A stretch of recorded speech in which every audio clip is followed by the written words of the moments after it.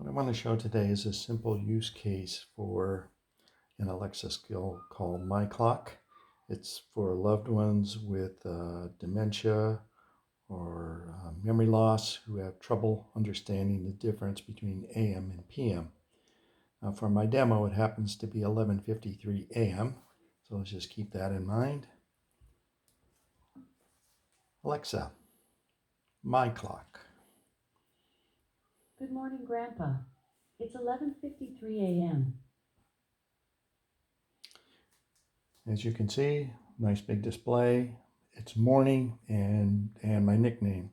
Now I'm going to switch it to the nighttime view, which I'll have to fake because it's really 11:53 a.m.